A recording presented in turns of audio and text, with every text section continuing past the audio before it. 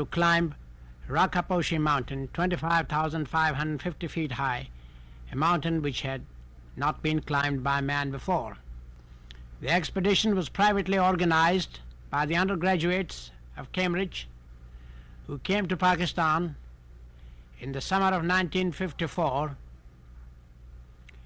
and along with Pakistani members who joined it, it made an attempt to climb this mountain. This is their story. It was a poor man's expedition. It was entirely a private enterprise, and they didn't have many funds either to support them. The expeditions came, part of it by road and part by sea, assembled at Karachi and moved to Rawalpindi.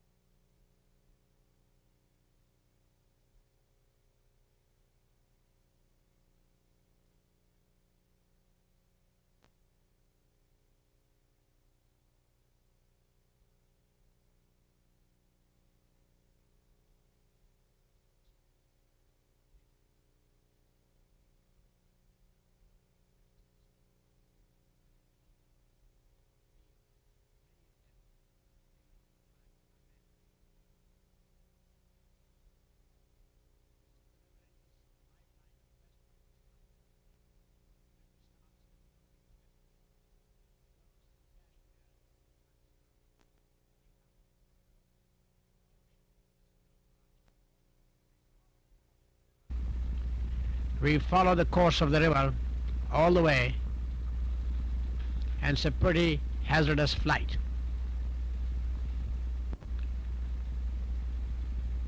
In the distance is Nagar, a world-famous mountain which was climbed by the Germans in 1954. We're getting Gilgit, our destination. You see these small villages tucked in the mountains all the way. The life is pretty hard for these people. Gilgit Airport is a very small one with a river on one side and mountains on the others. And these aeroplanes just manage to get in and get out. Sometimes these aeroplanes can't even get in, and the arrival of the aeroplanes is always an occasion for celebrations. The local dignitaries, friends, relatives, they all come and receive the passengers who have arrived, and there is a bit of a ceremony. Generally the guard turns out and is received by the dignitary. And many other local officials who have come to meet the party. It's a great sight to watch the aeroplane arriving and leaving. The expedition moves to the house of the resident, what you may call the governor of the area. He has a beautiful house with a lot of fruits and flowers at this time of the year. He's a gentleman in the middle with a white shirt, surrounded by members of the expedition. On his left is George Band, who's one of the finest mountaineers, and on the extreme left with the camera is Dr. Tisa, the leader of the expedition. We were entertained by him, and as a matter of fact we stayed there at his house. The flowers at this time of the year are in full blossom, and it's extremely picturesque sight around the governor's house. Gilgit Bazaar is world famous. It is a famous caravan route to Kashgar, Central Asia. Now of course no longer available to the free world because it's behind the Iron Curtain in Red China. But the bazaar is still full of people, tribes and men from many parts of Central Asia. The expedition starts from here on its way to Baltit. This is the Gilgit River, and the bridge is just wide enough for a jeep to go across it. And the road from there onward is part of the way, dry riverbed. From here the road goes up into the hills, and most of this road is made by hand. There's no machinery available, and when there's a big rock like this, they go underneath it, as you notice. The road follows the Hunza River. There's a mountain on one side and the deep, fast-flowing river on the other side. But these drivers are pretty good in driving over such hazardous roads. And in many places there's a danger of falling rocks.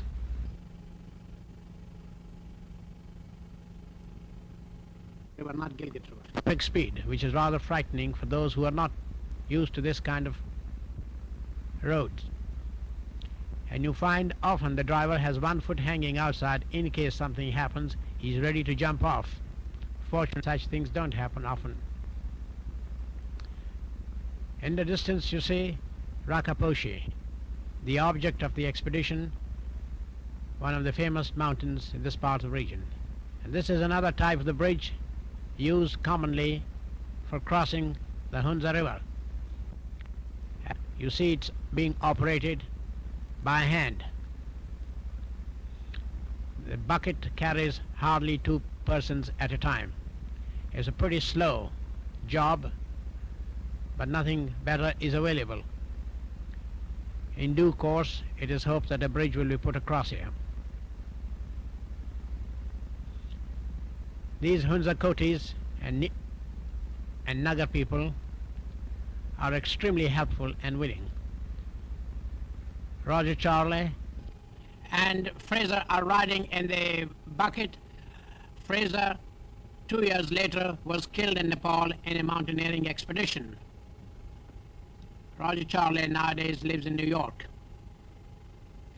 In the distance we now see Chalt, which is the summer capital of Mir of Nagar. And that's the view of a glacier showing the way up to the peak Rakaposhi in the distance.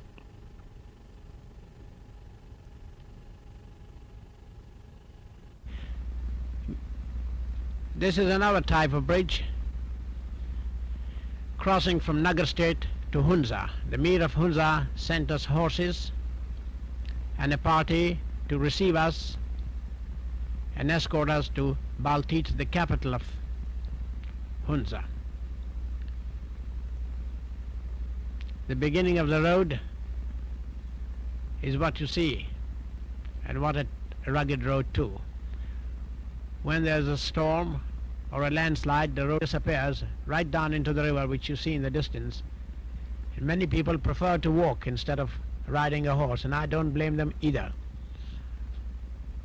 for the hazardous ride you may have to face unless you are used to it. The local people don't mind, they're quite good at it. They will even gallop on this kind of road, but the members of the expedition were rather frightened and they preferred to walk, and so you see the horse being led by the man who brought it.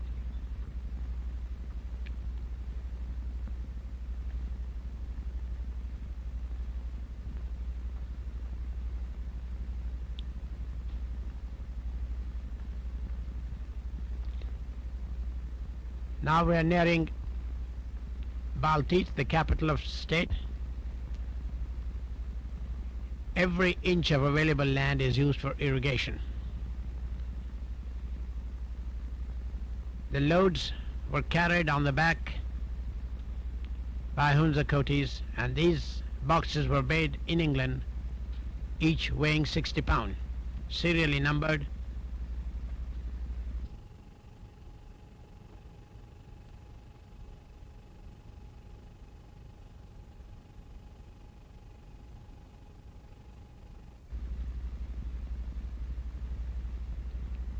These men would do about 10-15 miles a day very happily.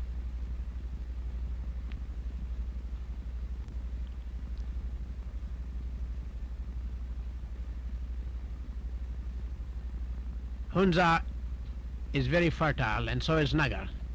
But Nagar has more water and Hunza hasn't got the water. These are the two states on each side of the Hunza River, which divides the two territories. Now you see another kind of bridge. One of the members crossing it, and many a times there are some planks missing.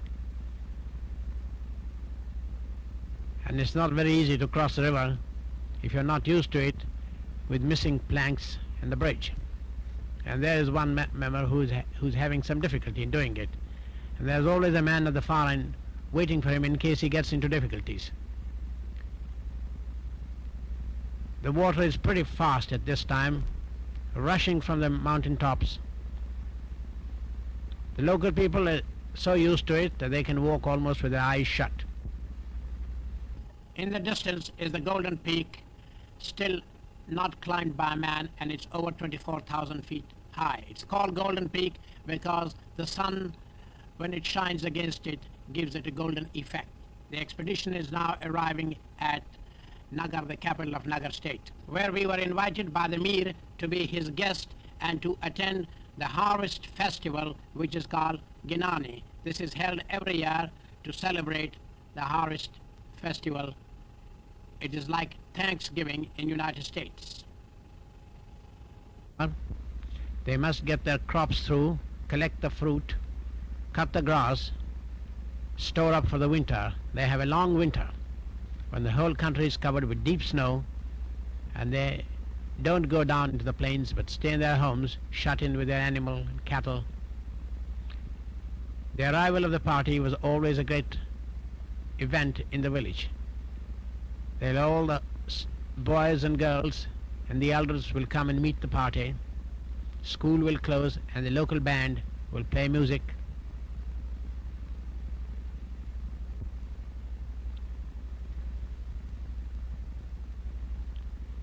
In the distance, the flag represents the 5 valleys which are in the state. This is the Mir himself, a very fine horseman, a first-class gentleman, and a great sportsman, and a most hospitable host.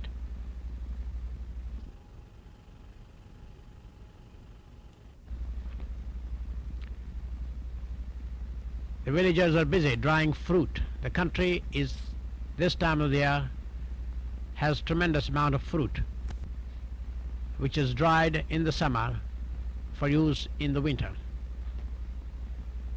They grow barley, rice, wheat, corn, all done by hand. No machinery available, and not much use for it either because the holdings are very small.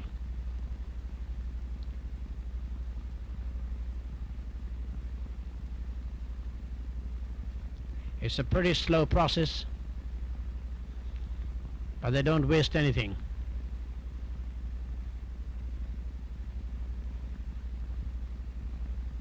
This is the way land has been farmed for thousands and thousands and thousands of years from the dawn of history. And you see this in most parts of the world. There's not much difference whether you see it here or in Japan or in parts of China or many other countries around the globe. The cattle is rather small. It's understandable. There's not much to graze.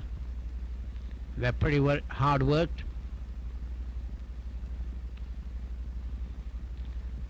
The threshing is done by the village as a combined effort of the community, because it's not easy for one man to do it. So they all muck in and help one another.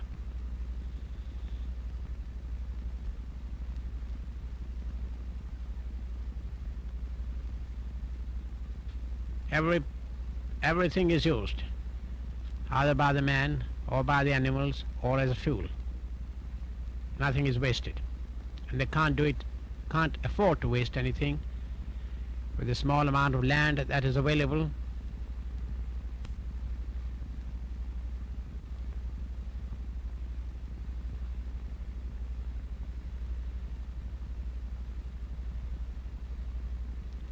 Nagar is self-sufficient in food. In fact, they have a little bit of surplus which they sell across the river to people in Hunza who do not grow enough food for themselves and have to rely on supplies from Nagar. There's tremendous amount of fruit grown in this area. apples, apricots, plums, grapes, figs, almonds, walnuts, cherries. And if you get hungry, you just stop, shake the tree, and have a good meal and walk off. No one will charge you, and everyone is welcome to an orchard to help himself when he's hungry. This is the way it's been done.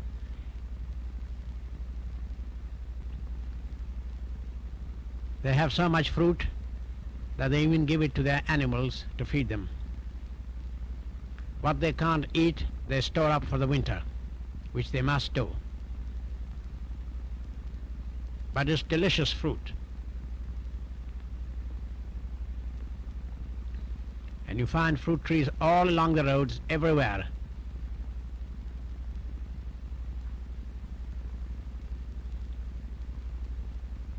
Nagar is much more fertile than Hunza because they get more water. All the glaciers are on the side in Nagar and not in Hunza, which is dry. The Mir has a beautiful palace high up on top of the ridge with a commanding view of the valley.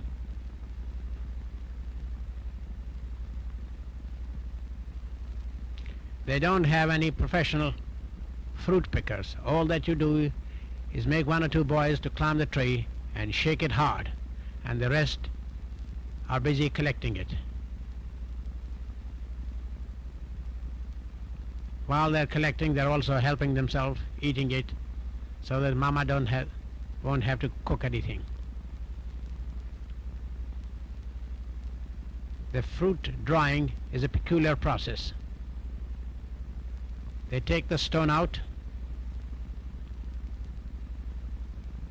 and put the fruit in the hot sun to dry, which can be packed up later. But they do something else too.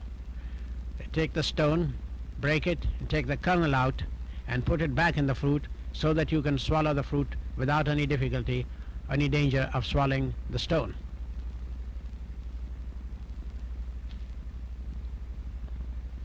They are putting it back into the fruit.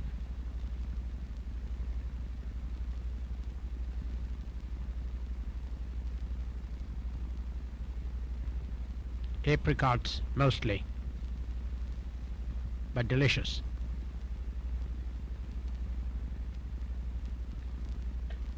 I wonder if a machine will ever be invented which can do all this without touching by hand.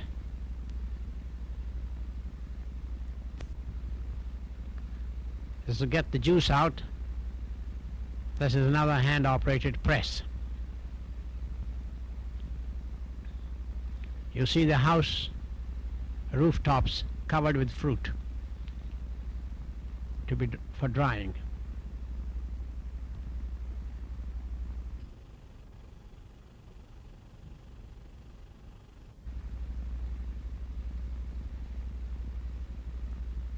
The village workshop is pretty mobile. The man will come and put it down outside the village, operate for a day or two, and then move elsewhere where there's work for him.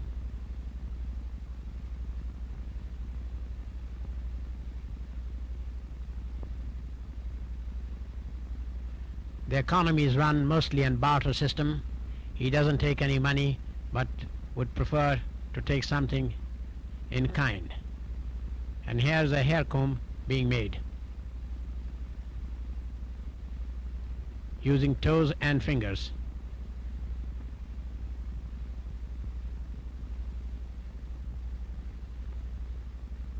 The man in the distance is making a bow.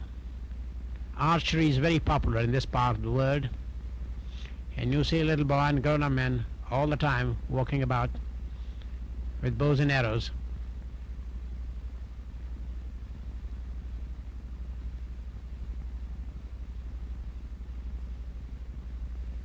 I wonder if many people will recognize what this man has. There's a pitchfork.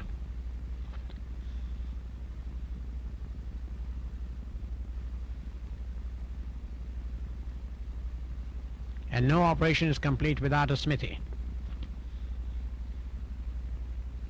The bellows are made of goat skin.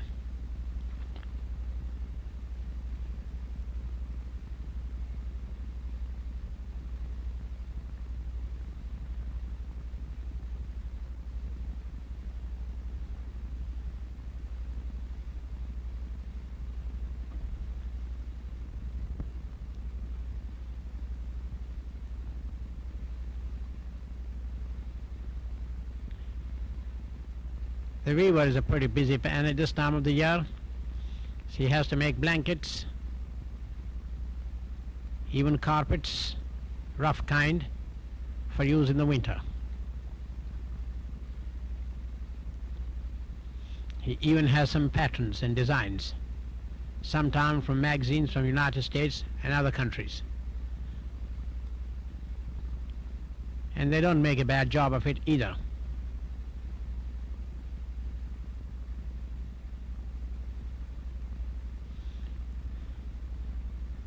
You can order what you want. It'll take some time for him to make it, but he'll make a try anyhow.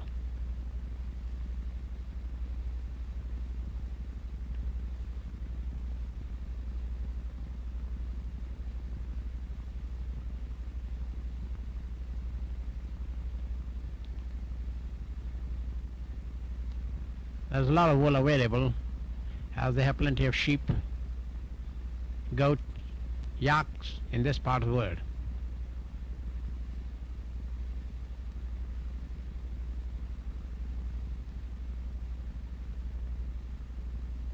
Sometime he'll have his own design, copying some animal or tree or something he has seen or taken fancy to. The shoe-making industry is very much a one-man affair, and this man will come and sit outside your house and make a pair of shoes for you from the local hide and skins which are available. It doesn't take very long to get a pair of shoes made according to the size and design required. It doesn't charge much either for it. In most cases, it's a system which prevails.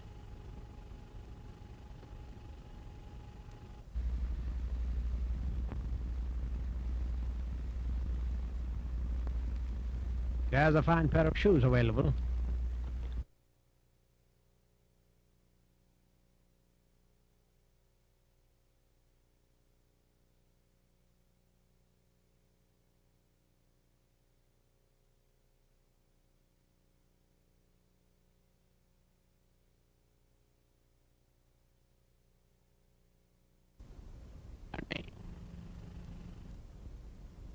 The Mir holds his court every now and again, and it is an open court. Anyone can come and listen and attend. He's the supreme commander, he's the supreme judge, he's the king, and he's the father of his people. Children also come and sit in the court when they are doing nothing else and attend what goes on. The country is run by the Quranic members of the jury sitting on both sides. As the man pleading his case, these cases refer to land and property. There is hardly any crime in this part of the world. There are no lawyers either.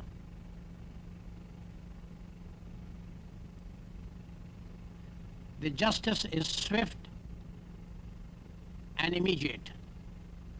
The members of the jury give their opinion. The man with the white beard is the Prime Minister, and you see him later on also taking part in many activities.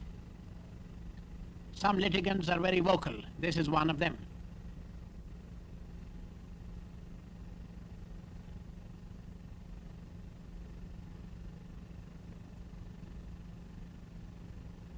A very happy state, and the Mir knows what goes on in his domain.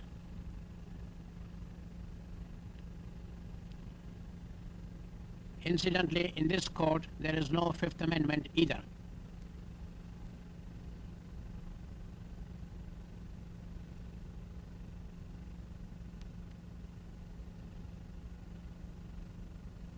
The elders form the members of the jury.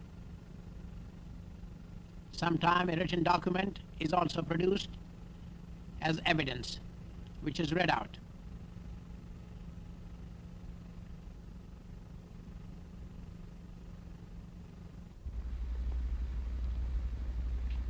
There's a tremendous enthusiasm for schools in this area. More and new schools are opened every day. There are no buildings for it in many cases, and the school is held in an open space.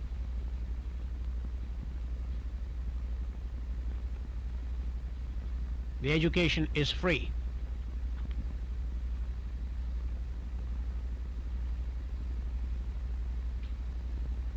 There's one teacher for all, so he just divides them into different grades and different groups.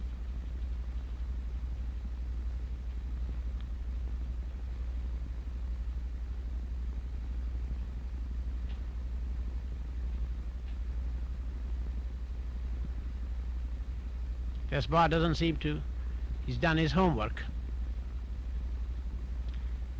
The boy with the coat is the son of the Mir, and a very fine horseman too. A fine lad who took great interest in the expedition. Polo originated in this part of the world, and here's the polo team going to the polo field. They play polo in its ancient form, and thousands of villagers come for the harvest festival in great processions with bands and flags and polo sticks and horses and shouting and yelling and music going on all the time. Every village has a polo team, and the band, of course, is always in attendance at all these functions. And as usual, children standing behind watching the fun. They wear fancy clothes too for the occasion. The Mir is the host for everyone. He feeds them for these two days, and the food is centrally cooked. A yak is slaughtered every day, and everybody is Mir's guest for these days.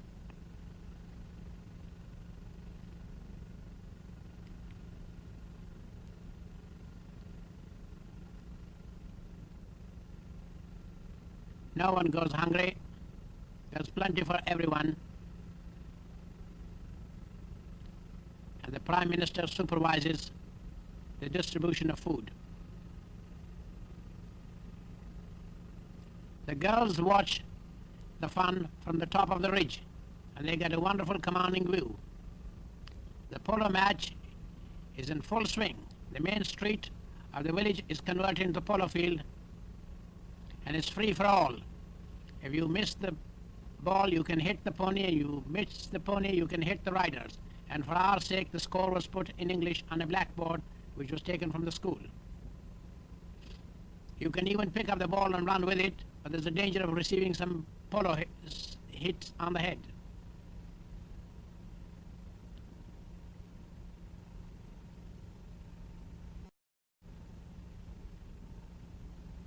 Archery from a galloping horse is another popular sport in this part of the world.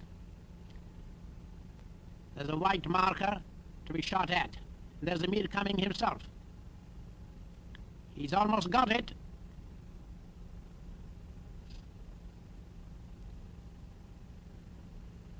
The Prime Minister now has a turn at it.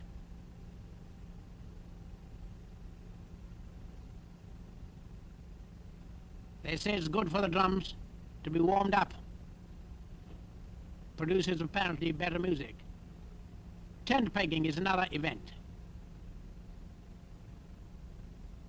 Here's the Mir coming now with a lance in his hand and a small peg which is buried in the ground, and it is to be picked up from a galloping horse. And he's got his peg.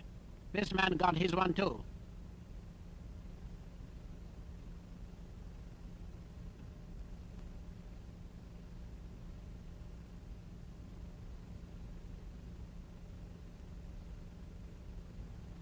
Different types of drums, you see. And now the inevitable dancing. You will notice that the dancers are all men, and different dances will be performed by different people. And the Prime Minister again taking part in one of them, wearing a rather handsome coat.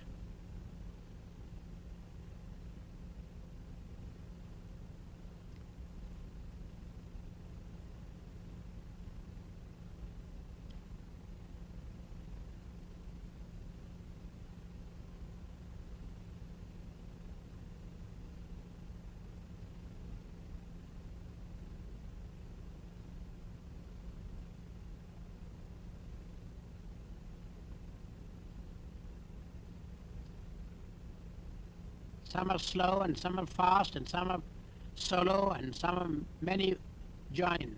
Sword dance is the next event. It's very popular, and these are real swords and pretty sharp.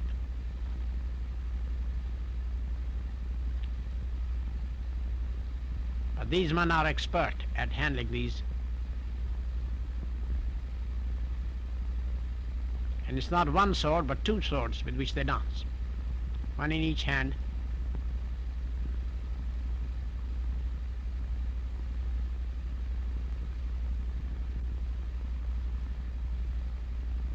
The children love these shows. The schools are closed.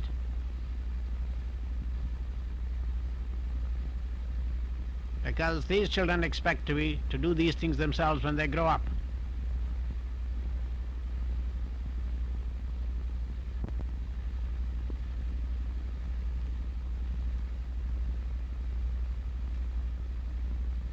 Here's our friend, the Prime Minister again. He's pretty old, but he doesn't know how old he is. But he's in fine state of health.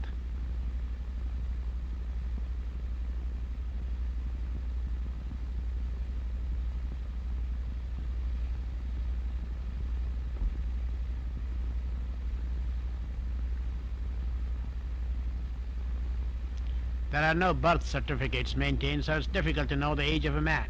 He can only guess.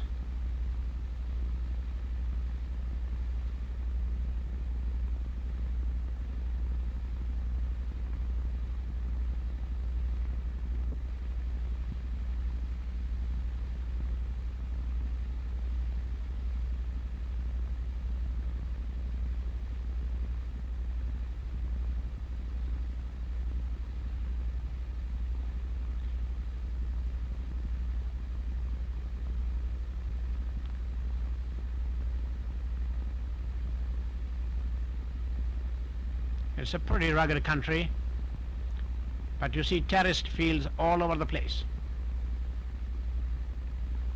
And the Hunza River cutting through on the way to join the Gilgit River near Gilgit.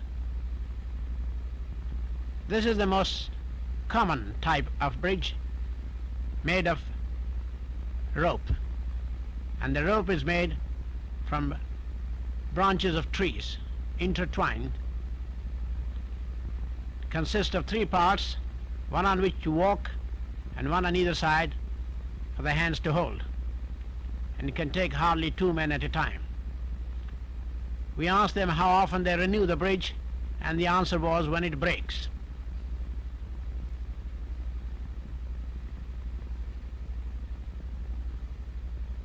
They last, I believe, a season.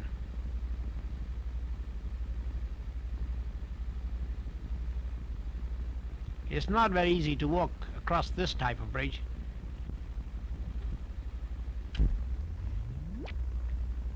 The expedition is now on its way to the mountain. And this is the first stage of it, having crossed the bridge on the way to Joglode, which was the first village. We had about 60 coolies, but we are going higher and higher now, crossing these streams on the way with cold, icy cold, rushing water. Many of these men would bring their burro for carrying loads in addition to what he carries himself.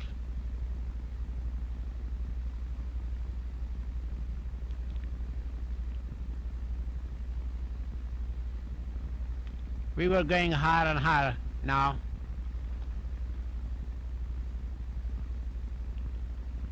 And there were 60 coolies to carry the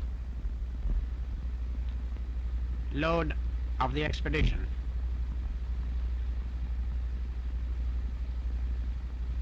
Wildflowers were in full blossom at this time of the year.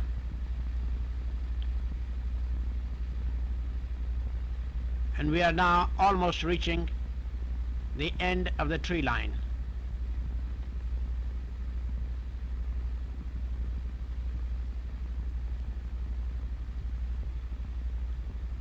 having climbed about 10,000 feet.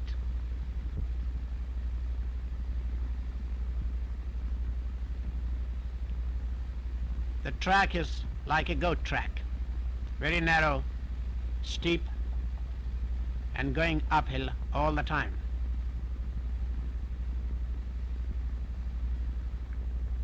We have passed Jaglot village, which is the last big village, and now entering Darbar, where we camp for the night. And this is before getting to the base camp. There are no more villages now, and this is the first base camp which the expedition established, about 12,000 feet high. In the distance is the glacier rising towards Rakaposhi.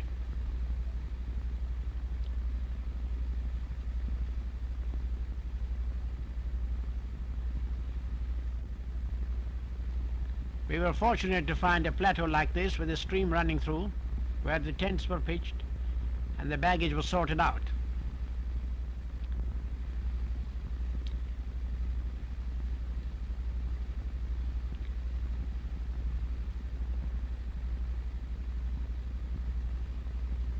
The coolies were sent back home, and the porters who were to stay with us started the work on their own. We were fortunate in finding a Hunza who said he was a cook.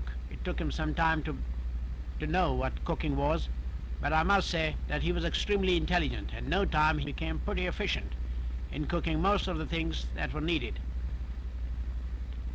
Making a chapati, which is like a pancake,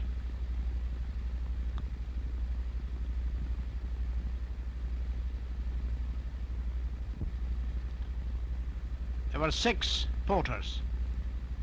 2 of them had been with the German expedition before and knew something about high altitude.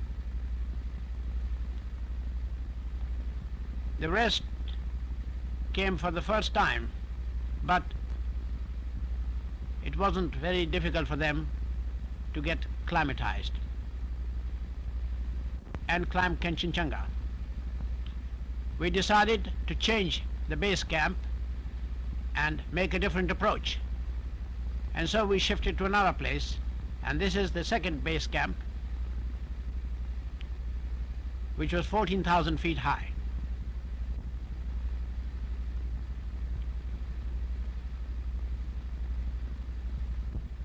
We had a stream running through the camp where water started flowing at about 3 o'clock in the afternoon. When you are on a mountain, there's hardly any privacy between the members.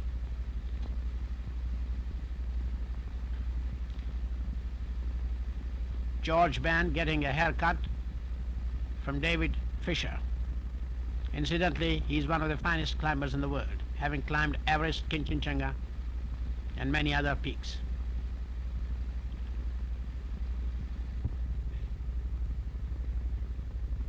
The doctor is a very busy man.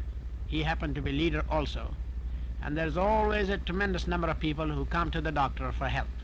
The villagers were always coming, every day coming, to ask for medicine, and kept him pretty busy.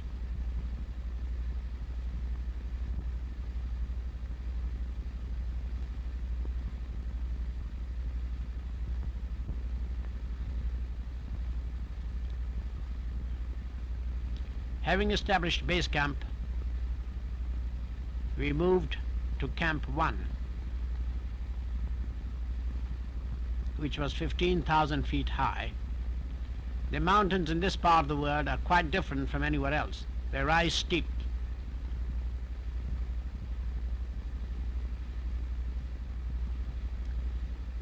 See our porters still carrying a lot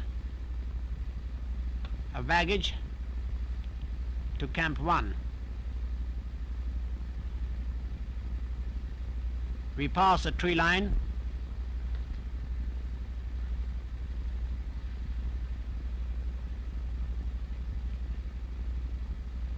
We kept a few coolies to help us to Camp 1, which wasn't very far.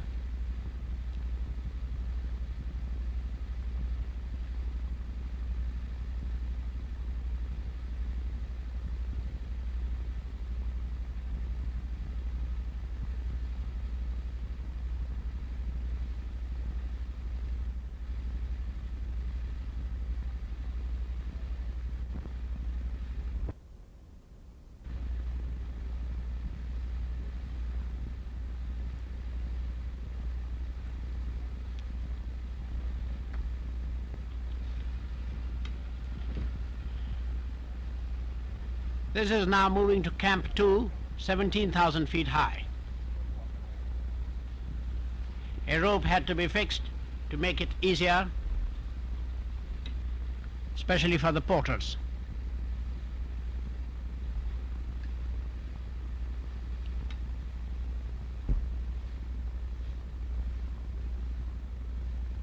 This was at the end of a gully, and there was always rocks coming down, which made it rather dangerous. Camp 3 was established about 19,000 feet high.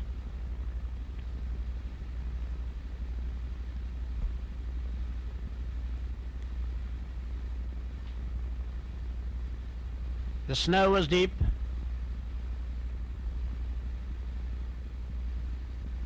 and you can see the result of it. That was pretty hard going. There are two members in the distance nearing the top who've gone ahead. It's Rakaposhi in the distance. To the right is the Monk's Head, which was our next objective.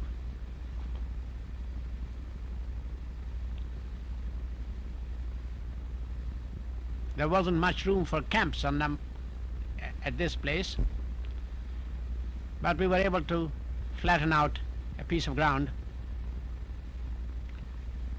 and make a dump of stores.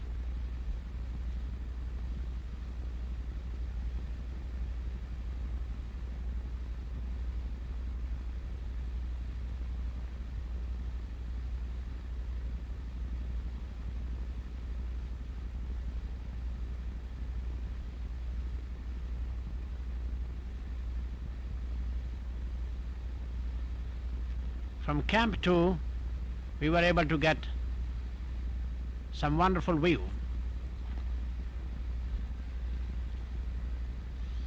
As moving from Camp 3 to Camp 4, which was about 19,000 feet, and going around a cornice. This is where the expedition met its first misfortune. Wrangham and one other porter, as they were going over a cornice, having gone there before, the day before, they met a disaster. The cornice broke and Wrangham fell down about 60 feet, and he had to be retrieved later on with the help of the others when they arrived. But this put him and the porter out of action. They had to be evacuated all the way back to the base camp.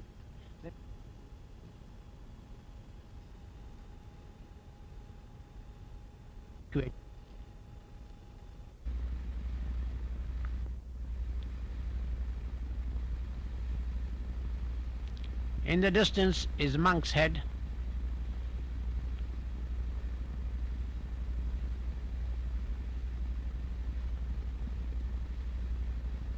We're trying to get there to establish Camp 4 and 5. By this time, the members are getting tired and weary. With a hard going and strenuous work involved.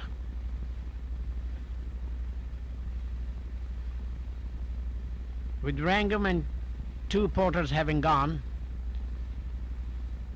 we had another unfortunate episode now that the bad weather started.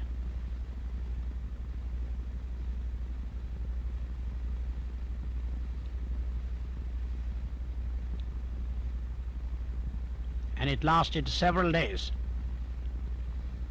which forced us to abandon the peak and come back. But the expedition achieved one thing, that they climbed highest than any other expedition before and found a route which is possible to get to Rakaposhi, and there is a mountain still unclimbed. There is one thing which is outstanding about Rakaposhi, that it is a gentleman mountain. It has never taken life of the climber that have attempted to climb it.